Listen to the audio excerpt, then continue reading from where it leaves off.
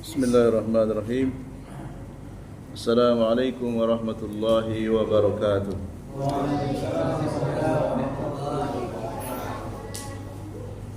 Innal hamdalillah nahmaduhu wa nasta'inuhu wa nastahdi wa nastaghfiruh wa natubu ilaihi wa na'udzu billahi min sururi anfusina wa min sayyiati a'malina.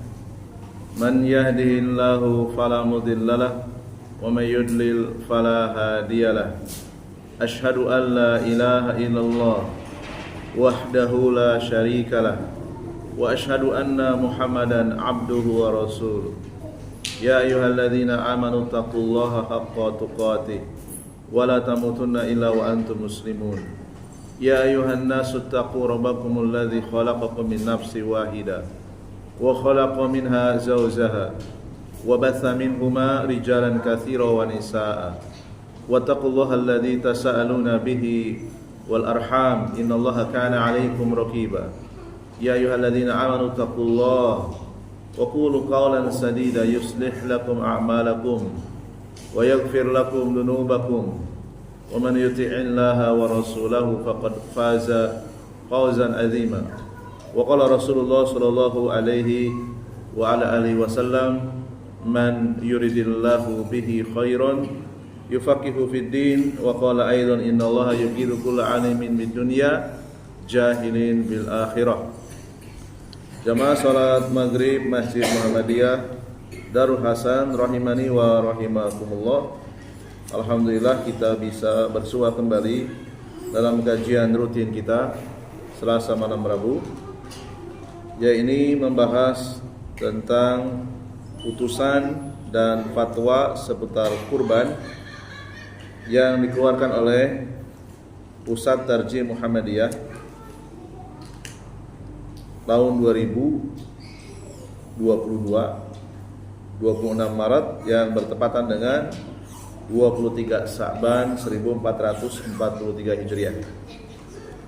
Salawat serta salam semoga tercurah limpahkan kepada guru terbaik kita Nabi besar Muhammad SAW, kepada keluarga beliau, segenap umatnya dan para sahabatnya, serta orang-orang yang senantiasa mengikuti manhaj beliau, mengikuti tata cara beragama beliau ila yaumil qiyamah, sampai hari kiamat. Dan semoga Allah SWT melalui wasilah putusan dan fatwa seputar kurban ini kita mendapatkan ilmu yang bermanfaat dan bisa kita amalkan, khususnya yang berkaitan dengan penyembelihan kurban. Kita mulai dari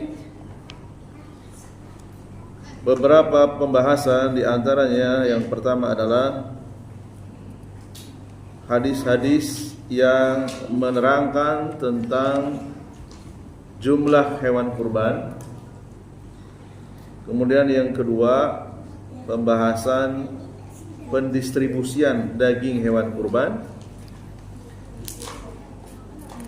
Kemudian selanjutnya perkara yang berhubungan dengan kepanitiaan kurban.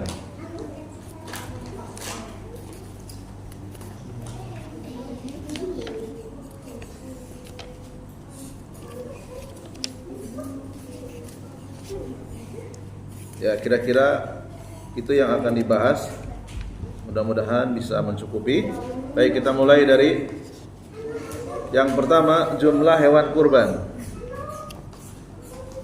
Hadis yang pertama, hadis yang dikeluarkan Imam Muslim dari jalur sahabat yang bernama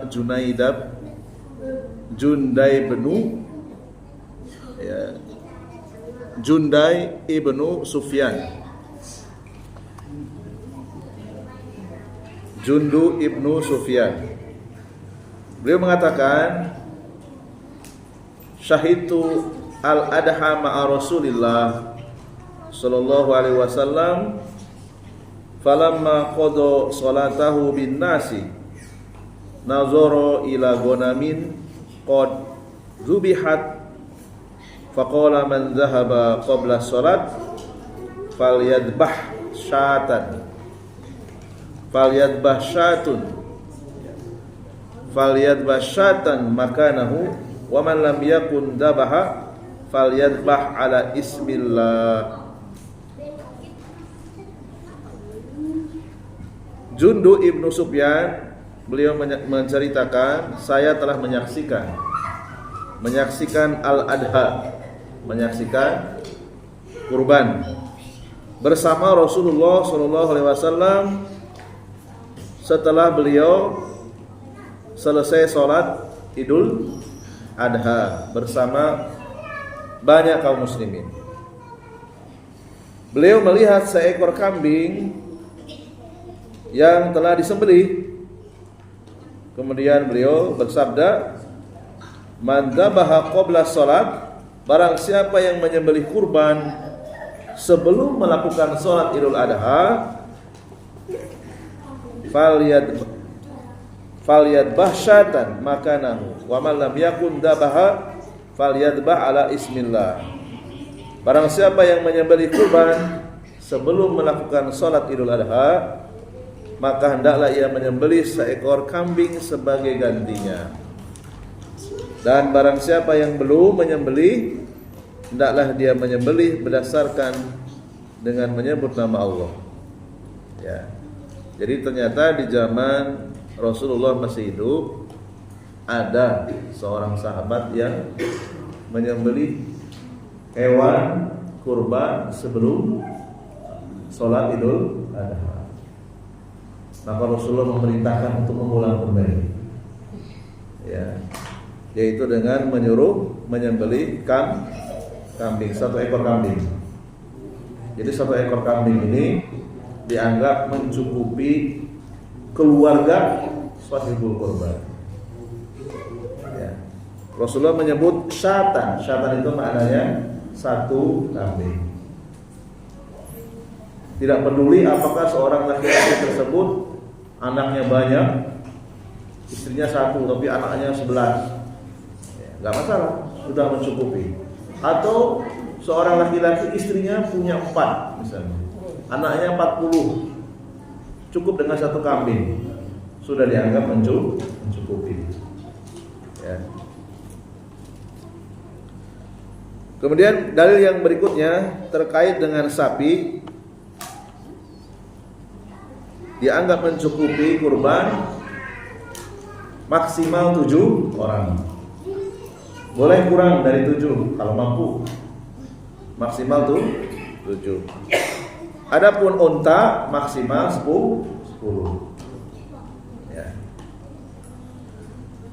Hadis yang pertama dari Jabir bin Abdullah radhiyallahu anhu, annahu qala naharna ma'a Rasulillah sallallahu alaihi wasallam bil Hudaybata al badanata an sab'ah wal baqaratu an sab'ah, rawahu Muslim wa Abu Dawud wa Tirmidzi.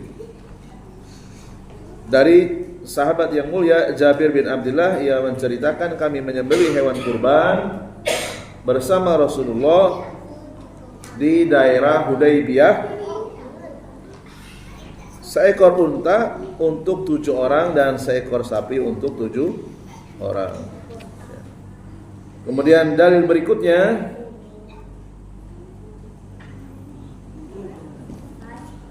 dari Ibnu Abbas radhiyallahu anhuma, qala kunna ma'a Rasulillah sallallahu alaihi wasallam fi safarin fa hadara an-nahru fashtarakna fil ba'ir an ashratin wal baqarati an sab'ah, an-Nasa'i wa Tirmidzi wa Ibnu Majah. Dari Ibnu Abbas, semoga Allah meridhai Ibnu Abbas dan ayahnya radhiyallahu anhuma, kami melakukan perjalanan bersama Rasulullah sallallahu alaihi wasallam. Kemudian pada hari Idul Adha tiba, kami bersama-sama melakukan kurban 10 orang untuk 1 ekor unta dan 7 orang untuk 1 ekor sapi. Ya. Jadi maksimal sapi 7, onta maksimal 10. 7 boleh. Ya. Nah, ini terkait dengan hewan yang dikurbankan, ya, unta, sapi atau sejenis sapi, kerbau, dan kambing atau domba. Jadi domba itu ada wallnya itu domba ya. Kalau yang tidak ada wallnya itu kambing. Ya. Kemudian pembahasan terkait pembagian daging hewan kurban, ya, kepada siapa saja. Ya. Di sini dijelaskan dengan sangat rinci, diambil dari beberapa dalil dari Al-Quran. Di antaranya adalah surat Al-Hajj ayat 22, kemudian ayat 36, dan hadis riwayat Al-Imam Bukhari dan Imam Muslim dari jalur sahabat Ali bin Abi Thalib radhiyallahu anhu.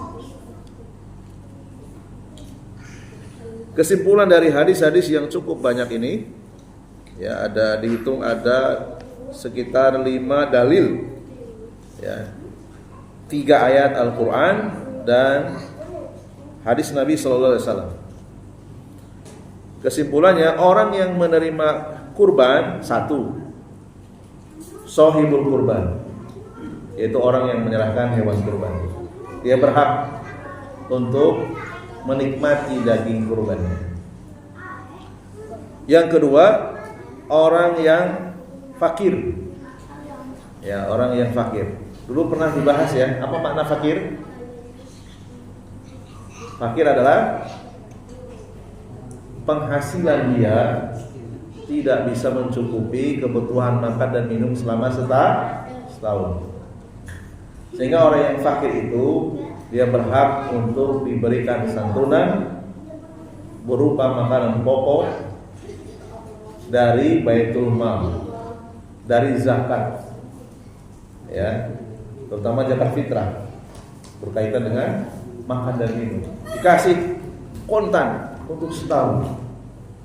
Ini luar biasa. Kalau itu dipraktekkan, bansos nggak ada apa-apanya. Nggak ada apa-apanya. Itu untuk setahun ini. Ya, kamu kebutuhannya berapa? Anaknya berapa? Istrinya berapa? Fakir, dikasih selama 1 tahun. 1 tahun Hijriah, 355 hari. Dikasih kesempatan, semoga selama 1 tahun dia bisa mandiri. Tahun depan dia memberi zakat, bukan penerima zakat. Ya, itu makna fakir. Yang ketiga, orang yang tidak meminta-minta. Ya, disebut dengan al-qani, orang yang qanaah. Ya. Dia tidak meminta-minta. Atau ada orang yang meminta-minta, al-mu'tar, namanya al-mu'tar. Berdasarkan surat Al-Hajj ayat 36. Ya. Kemudian yang keempat, orang-orang miskin. Ya, tidak separah orang yang fakir. Ya. Hadis riwayat Muslim dari sahabat Ali bin Abi Thalib radhiyallahu anhu. Kemudian berikutnya, hal-hal yang diperbolehkan dan tidak diperbolehkan oleh shahibul kurban, oleh orang yang menyerahkan hewan kurban. Apa saja? Berdasarkan ayat-ayat dari Al-Quran yang telah dikumpulkan dan juga hadis-hadis Nabi yang disebutkan tadi. Pertama, yang diperbolehkan oleh shahibul kurban, 1, memakan daging kurbannya, ya, boleh. Jadi ini pilihan ya, boleh makan, boleh tidak. Yang menyerahkan hewan kurban ini ya biasa jualan di pasar, jualan sapi, ini udah bosan. Ya nggak apa-apa, dia nggak mau, nggak apa-apa. Tapi boleh, ya. Yang kedua, membagikan seluruh bagian dari hewan kurban. Dia nggak makan, juga boleh. Ya, dagingnya, kulitnya, dan seterusnya. Kemudian dia boleh menyedekahkan kepada fakir miskin boleh memberikan kepada orang yang berkecukupan, dia mungkin punya relasi bisnis, ya, atau punya orang-orang yang dia pandang terhormat, berkecukupan, ta'liful qulub, untuk mendekatkan hati, ya, boleh, ya, sebagai hadiah. Kemudian sahibul kurban boleh memanfaatkan kulit hewan kurban, boleh. Kemudian berikutnya, yang tidak diperbolehkan oleh sahibul kurban. Nah, ini mungkin yang perlu digarisbawahi, ya. Yang pertama, sahibul kurban haram menjual bagian dari hewan kurban, baik itu daging, kulit, dan lainnya. Gitu ya. Dia jual. Sejak awal sudah pesan gitu ya, yang mau dijual. Beda kalau misalnya dia sudah menerima hewan kurban, sudah terdistribusi, ya, ada di rumah misalnya. Lalu kemudian stoknya banyak, dia jual, itu gak ada masalah. Tapi kalau misalnya sudah pesan gitu ya ke panitia gitu ya, tolong sisakan ya yang itu tuh, karena itu mau dijual, itu nggak boleh, ya, nggak boleh. Jadi mengatakan sebelum kepada panitia, tolong bagian buntutnya misalnya, tolong jangan dibagikan, itu mau saya jual, itu nggak boleh, ya. Agak sedikit beresiko ini ya, kan sahibul kurban kan boleh memakan ya, ya. Yang tidak diperbolehkan apa tadi? Menjual bagian dari hewan kurban. Jadi yang paling aman sebenarnya udah makan aja, nggak usah dijadikan barang dagangan. Itu keluar dari kurang-kurang, ya. Kemudian yang berikutnya yang tidak diperbolehkan, memberikan bagian dari hewan kurban sebagai upah tukang jaga. Upahnya diambil dari hewan kurban, itu nggak boleh. Kalau memang mau memberikan upah dari harta yang bukan bagian dari hewan kurban, ya. Kemudian berikutnya, nah ini terkait dengan kepanitiaan kurban.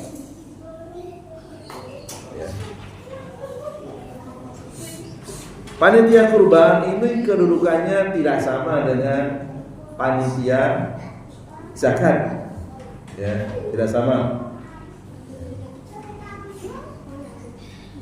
Kalau panitia zakat itu ditunjuk oleh ulil amri, dapat SK, ya, dapat SK resmi. Tapi kalau panitia kurban ini tidak ada, ya. Namun diperbolehkan membentuk panitia kurban, diperbolehkan. Tidak harus tunggu ada perintah dari ulil amri, ya.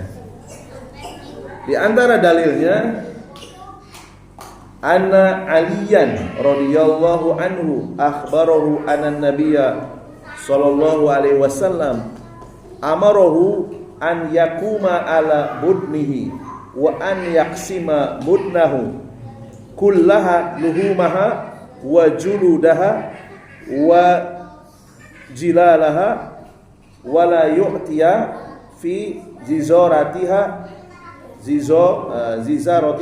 syai'an. Rahul Bukhari. Ali bin Abi Thalib menceritakan bahwasanya Nabi sallallahu alaihi wasallam memerintahkan Ali agar ia melaksanakan kurban, dan memerintahkan pula agar ia membagikan semua dagingnya, kulitnya. Dan beliau pun menyuruh agar tidak memberikan sedikit pun dari hewan kurban tersebut kepada tukang jaga, ya, tidak boleh memberikan upah dari kurban itu, ya. Terus gimana, masa tukang yang beli nggak dikasih? Ya dikasih, tapi bukan upah, ya, pemberian biasa, Ya, jadi jangan ngupahin upahnya, jangan. Dia dikasih tapi bukan sebagai upah. Karena ada larangan tadi. Dari mana ada indikasi boleh diadakan panitia kurban? Dari kalimat wa an yakuma ala budnihi. Jadi Ali disuruh oleh Rasulullah untuk mengadakan acara penyembelihan kurban. Jadi Ali sebagai panitia. Ya.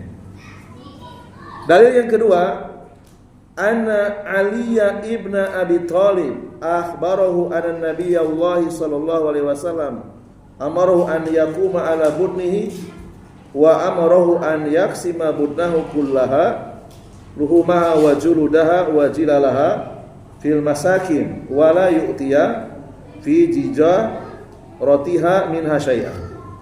Ali bin Abi Thalib menceritakan bahwa Nabiullah sallallahu alaihi wasallam memerintahkan dirinya melaksanakan kurban dan memerintahkan agar ia membagikan semua dagingnya, kulitnya kepada orang-orang miskin. Ya.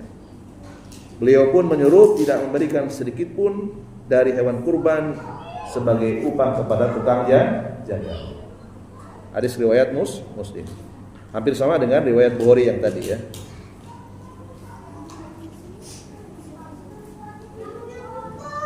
Jadi secara khusus itu memang tidak ada. Tetapi secara isyarat ya Ali ini bukan yang mengeluarkan, bukan sahibul kurban, tapi Rasulullah mewakilkan kepada siapa? Ali bin Abi Thalib. Dari sinilah kemudian hukum bolehnya dibentuk panitia kurban. Tentu saja Ali nggak mungkin sendirian, ya kan? Pasti dia akan minta tolong teman-temannya. Ya kalau cuma satu ekor, kalau puluhan nggak mungkin. Ya pasti dia akan butuh teman-temannya untuk membantu. Ya.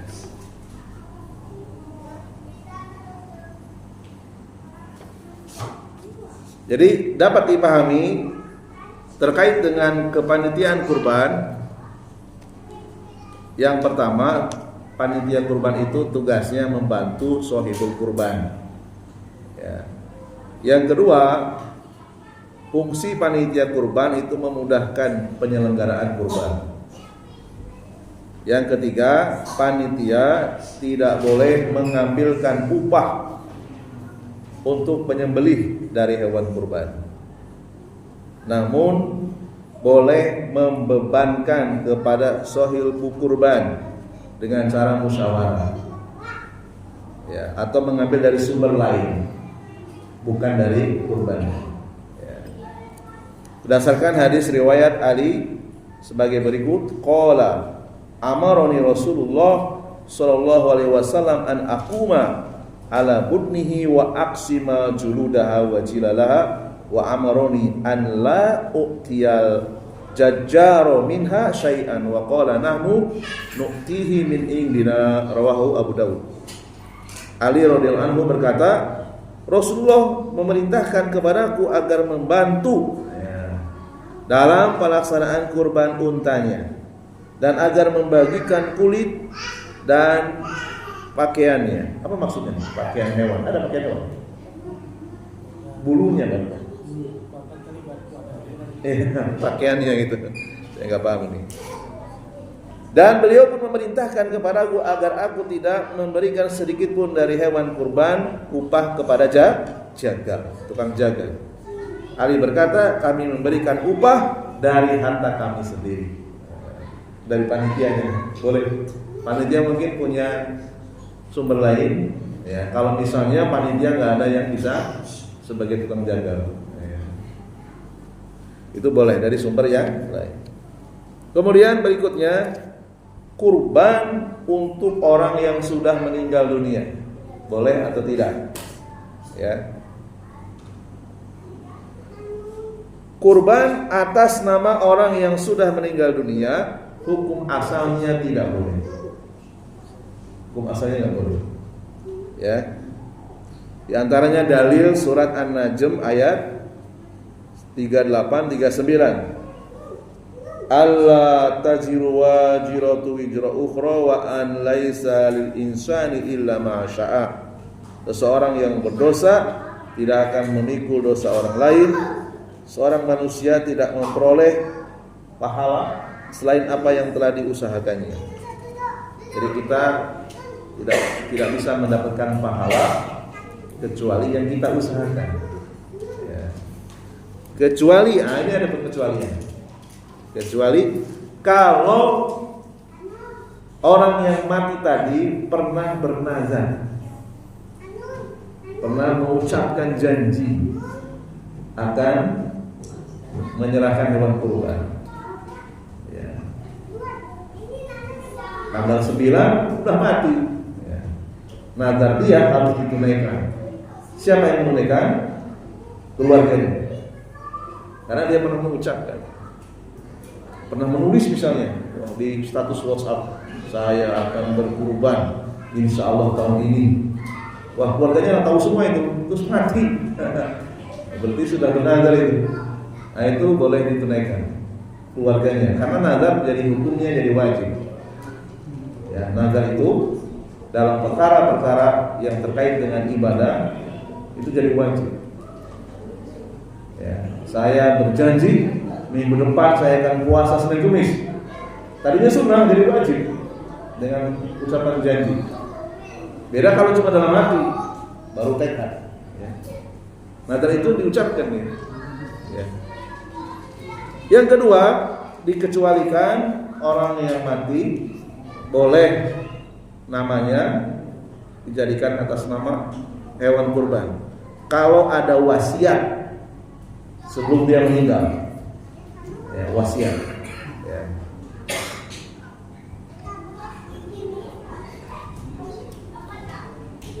Jadi nazar itu dihukumi sama seperti hutang yang belum dibayar secara fikih.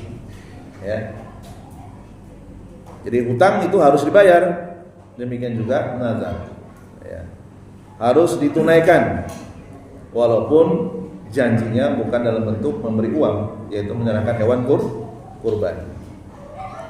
Dalilnya adalah hadis Nabi sallallahu alaihi wasallam yang dikeluarkan Al-Imam Bukhari dari sahabat yang mulia Ibnu Abbas radhiyallahu anhuma, anna imra'atan min Juhaina ja'at ila Nabi sallallahu alaihi wasallam faqalat inna ummi nazarat an tahujja falam tahujja hatta matat afa ahujju anha qala na'am hujji anha ara'aiti law kana ala ummiki dainun akunti qadiyatan uqdu Allah wallahu ahaqqu bil wafa. Ibnu Abbas, ya, beliau menceritakan sesungguhnya ada seorang perempuan datang menghadap Nabi dan berkata, sesungguhnya ibuku telah berjanji bernazar untuk menunaikan haji, tapi sebelum sempat menunaikan janjinya tersebut, ia meninggal dunia. Apakah saya harus menunaikan haji untuk ibuku? Ya, maka Rasul mengajarkan iya, harus dikerjakan. Ya. Bukankah kalau ibu mempunyai hutang kau wajib membayarnya? Jawabannya pasti iya. Maka demikian juga tunaikan hak-hak Allah. Sesungguhnya Allah lebih berhak untuk ditunaikan. Ya. Ini menjadi dalil haji saja kalau bernazar dan ahli warisnya mampu, maka dia wajib untuk menghajikan ibunya. Rasulullah menyamakan orang yang bernazar haji tapi keburu meninggal itu dengan hutang. Ya, padahal haji itu bagi yang mampu wajib atau sunnah? Wajib.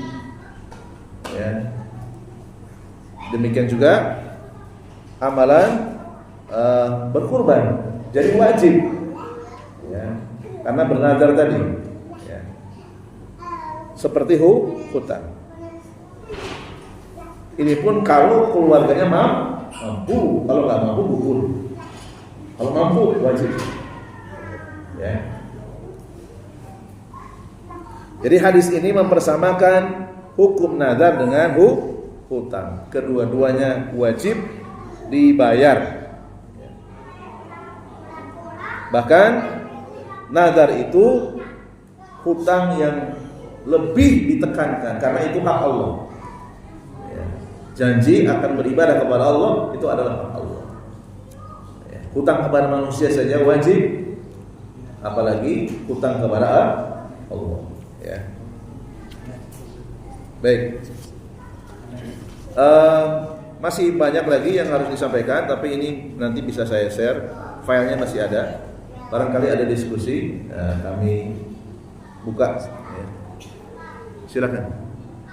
Baik, terima kasih kepada Ustaz Iskandar.